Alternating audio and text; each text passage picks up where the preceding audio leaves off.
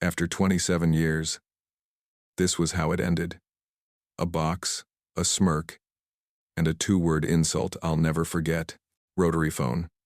I stood next to my desk, hands gripping the flaps of a half-packed cardboard box, while the rest of the floor stared anywhere but at me. Some pretended to type. Others suddenly found the office plants fascinating. Nobody moved. Nobody spoke. I could hear the copier down the hall humming, indifferent to my final hour. My name is Thomas Greaves, 54 years old. For nearly 3 decades, I was the senior client operations lead at Pinnacle Stride, a boutique consulting firm that used to pride itself on precision under pressure. That was my job, fixing messes before they hit the client's inbox. I wasn't flashy. I didn't give TED Talks or use phrases like synergy architecture. But I delivered. Quietly. Consistently. Without ever missing a deadline or throwing anyone under the bus. And that's probably what made me invisible. They didn't throw me a retirement party. Didn't even spring for cake. Just a 5-minute meeting in conference room B, where my boss, Mark Ellison, a man I'd covered for more times than I can count, stared at the floor, while his daughter, Madison, leaned against the credenza with her arms crossed and her phone in her hand. "Tom," Mark had started, "we've been reviewing internal alignment and going in a new direction. Madison will be taking over your accounts moving forward." I blinked once. "Permanently?" He cleared his throat. "Effective today." That's when she cut in, flipping her perfectly ironed hair and smiling without her eyes. "You're not broken, Tom. Just obsolete, like a rotary phone. Still works, just doesn't fit anywhere anymore." I looked at her and saw everything wrong with corporate succession in a single sentence. 3 weeks ago, she'd walked in with a 5-figure wardrobe and a Bluetooth headset she never took off. Fresh out of grad school with a PowerPoint template and a 6-figure title, her job description changed weekly: Executive Strategy Officer, Client Development Director, VP of Cultural Synergy, depending on who she was talking to. By week 1, she was sitting in on my calls. By week 2, she was leading them badly. And by week 3, I was being told to hand her the keys to a client portfolio I'd built from the ground up. Madison knew nothing about them, didn't care to learn either. She didn't know about the last-minute presentation I built for Parkwell Solutions after their CEO fired their marketing team and blamed us, or how I restructured a collapsed contract with Keller Tech in under 36 hours while attending my son's high school graduation by phone. All she saw was a seat she could take. When the meeting ended, Madison was already walking out. Mark gave me a final nod like I was being released from jury duty. Now here I was, Friday afternoon, the office buzzing with the usual end-of-quarter chaos. Phones ringing, dashboards blinking, deals closing, and me holding a box with 2 photo frames, 1 coffee mug, and a lifetime of swallowed pride. I walked back to my desk, the place where I'd solved crises at 2 a.m., where I'd written client reports that executives signed their names to. My nameplate was gone. Just a clean strip of desk like I'd never been there. I didn't say goodbye. I didn't slam anything or make a speech. That's not who I am. I taped the box shut and stood there one last time, watching my monitor go dark. I could feel Madison's perfume still lingering in the air, sickly, sweet, and sharp, like ambition dipped in bleach. As I turned to leave, I glanced at the glass conference room across the hall. Madison was inside, feet up on the table, laughing at something on her screen, probably rehearsing how to explain away the first mistake she hadn't noticed yet. That was always the way people like her got the spotlight. People like me made sure it stayed lit. She didn't just take my job. She took my name off the door, while I was still in it. The coffee didn't taste right that Monday. Maybe it was the silence. First Monday in 27 years without a login, without a Slack ping, without a reason to shave. I sat at the kitchen table, sunlight cutting through the blinds in hard lines, and stared at a calendar that didn't know I'd been erased from it. It wasn't retirement. Retirements come with speeches, gold pens, handshakes. This was something else, cleaner, sharper, meaner. At 8:43 a.m., I got the first email. Subject: quick question, client stuff. It was from Madison. No. Hello. No apology.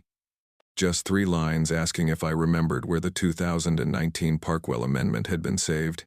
She'd misplaced it and needed it as soon as possible for a renegotiation. I stared at the screen, smiling despite myself. It took her 3 days to trip over her own shoes. I didn't reply right away. I let it sit. She pinged again at 9:12.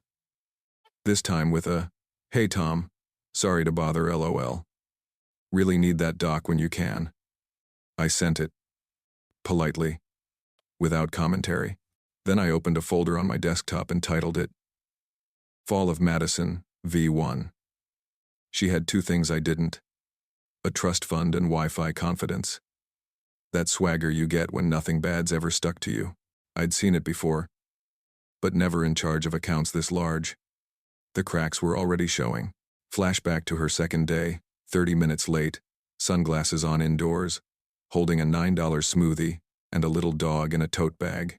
"He's an emotional support animal," she said, walking past the receptionist without a badge. Day 3, she played TikToks during the ops meeting. Didn't mute them. Some voice was yelling about zodiac signs while I was breaking down contract language. By the end of week 1, she was laughing with the interns about how old heads still used Outlook rules and folder hierarchies, like it was 2002. I wasn't angry yet, just taking notes. By Thursday of that week, she'd missed 2 client deliverables and blamed them on the clunky legacy process, which was me. Apparently, I fixed them both after hours. Quietly. Like I always had. But I also started keeping versions of everything. Screenshots, timestamps, emails. I made PDFs of Slack threads before she could edit the messages. I backed up the project management board with date stamps. I didn't know exactly what I was building. Just that I was building it. This time, I wasn't going to be the cleanup crew. This time, I was going to let the mess grow. 2 weeks after I left, she emailed me again.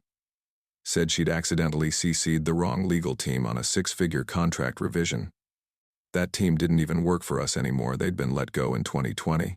She wanted to know if I could maybe just resend the last clean version I had. I checked the metadata on her attachment. She deleted 3 comment threads and scrubbed my initials from the notes. I sent her the version she wanted, then saved everything again. Friday evening, I got a forward from a friend in the company. Not someone loud. Not someone reckless. A VP I'd worked with for 15 years. His message was short. Thought you should see H's, off the record. Attached was an internal thread.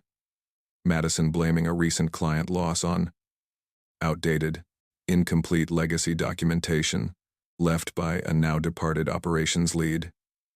That was me. I clicked the document link. It opened to a Word file with my name in the author field, but the content had been tampered with lines I'd never written, terms that weren't part of the original scope, whole sections missing. She'd taken my file, gutted it, used it, then blamed it for her failure. That's when it stopped being funny. That's when I opened the folder on my desktop and renamed it Fall of Madison, V Final. I told myself I was just dropping off the badge. That was the story I rehearsed in the car, gripping the wheel tighter than I needed to as the elevator climbed to the 12th floor. I hadn't been back since they pushed me out, but protocol said I needed to return my access badge in person. HR requirement. Probably Madison's idea. The doors opened to a floor that had once been my second home. The same gray carpet, same artificial lemon scent from the janitor's cart, same hum of fluorescent lights. But something had shifted. A tension in the air, like static before a storm. People looked up as I stepped out, then looked away. No nods. No hellos.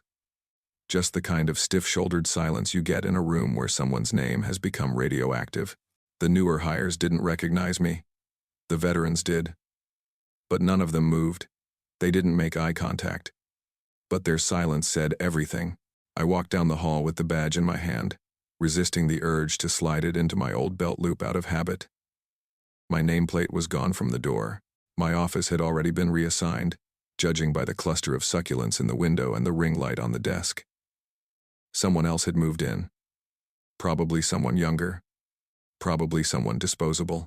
I paused at the glass-walled conference room just past reception. Inside, I could see 3 execs huddled around a speakerphone. 2 of them had their hands over their faces. One was shaking his head slowly. Madison wasn't in there. I took the long way around, past the break room where I used to fix the cheap coffee machine every other week, past the wall of framed photos from past conferences and client retreats, all of which I had organized, most of which no one had thanked me for. I stopped at the badge drop-off bin just outside HR. Plastic tub. No fanfare. No handshake. I could have mailed it, but I wanted to see it with my own eyes. I was turning to leave when I heard her voice. Madison, loud, confident, echoing off the glass walls like it was a stage and she was playing the lead.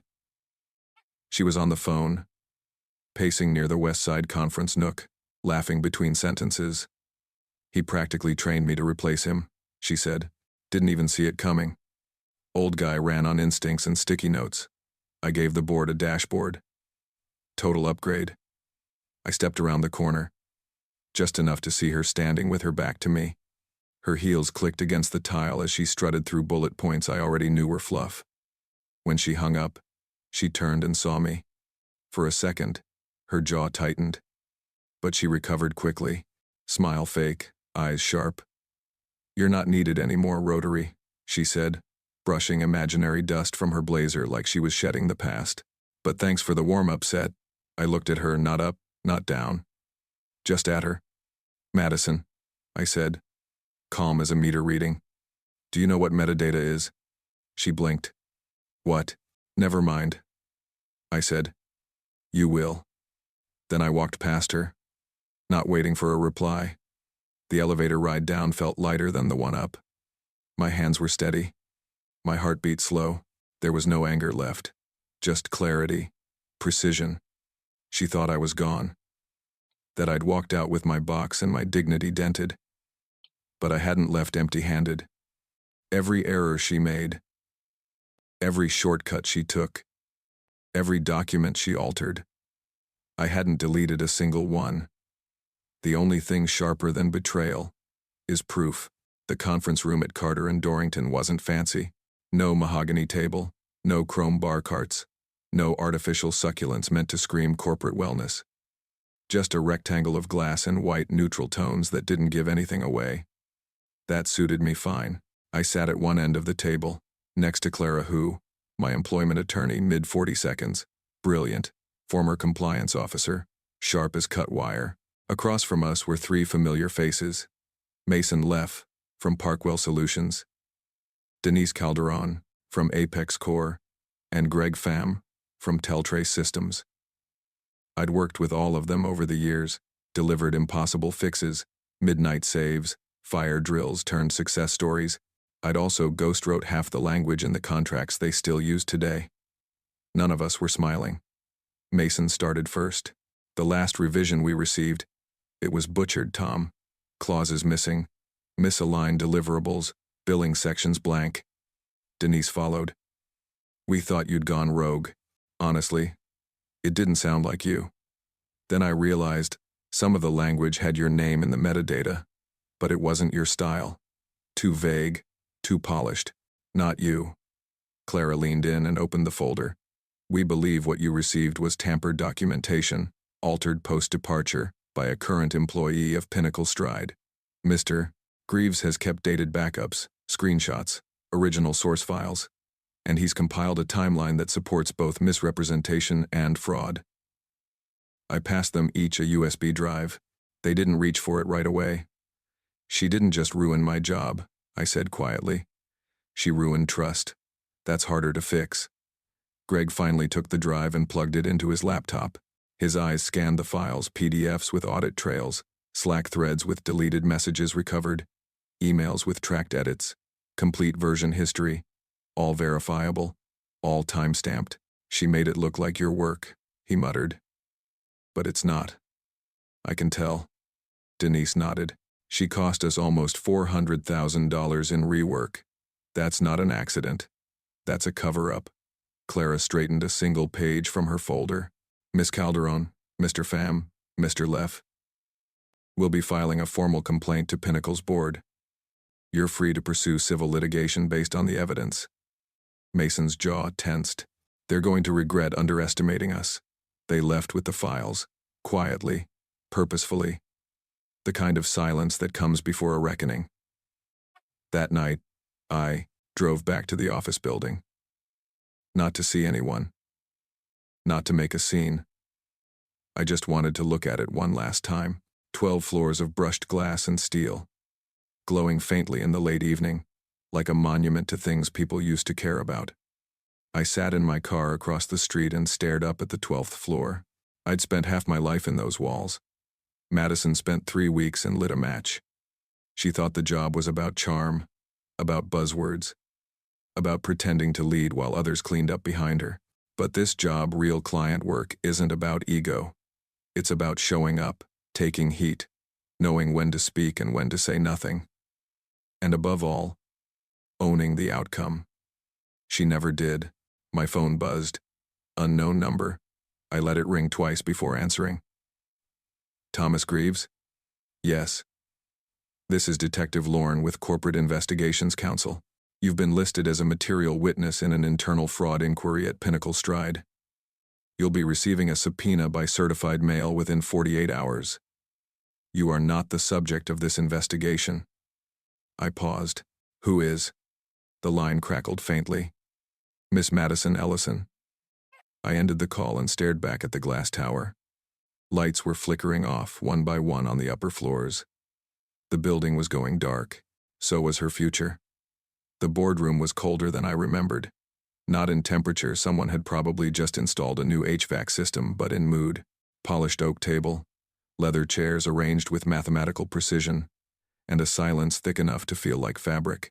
11 people sat around the table: legal, HR, 2 external auditors, 3 board members, and the one person who had no right to be there, but wouldn't shut up, Madison. She was in full performance mode. Designer blazer, hair straightened into calculated professionalism, lips painted a little too red. She had her tablet out, stylus in hand, pretending to review documents she didn't understand. The chair of the board, Lillian Rowe, cleared her throat. We're here to conduct an internal review regarding the mismanagement of several high-value client accounts, as well as suspected falsification of documentation. Miss Ellison, you have been asked to respond to several concerns raised by both internal staff and external partners. Madison didn't look rattled. Yet. Absolutely, she said, smiling. Happy to clear this up. Some of the files were old and hard to parse. I did my best with what I inherited. Lillian nodded toward the wall-mounted screen, where a projector clicked on. Let's begin. Clara Hu stood at the head of the room, beside a small podium. She was calm, surgical. For the record, she said, my client, Mr. Thomas Greaves, is here solely as a material witness. He is not the subject of this inquiry. Eyes shifted toward me. I didn't smile. I didn't flinch. I just nodded once. The first slide appeared. An email from Madison to a Parkwell executive, containing a contract that had cost them nearly $500,000 in rework. Her version was on the screen, cleaned up, trimmed, loaded with revised deliverables. The metadata timestamp showed a last edit by Madison at 2:41 a.m., 1 week after I'd been removed. This version was submitted under Mr. Greaves' name, Clara said.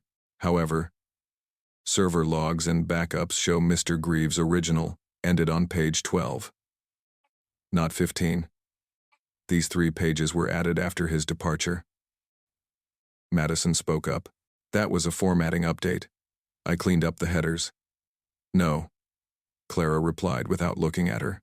You added deliverables. You removed protective clauses. And you renamed the file to make it look like his original. One of the auditors leaned forward, adjusting his glasses. Next came screenshots, Slack messages she'd deleted after sending, jokes made at clients' expense, contracts signed without review, scheduled meetings she never showed up to.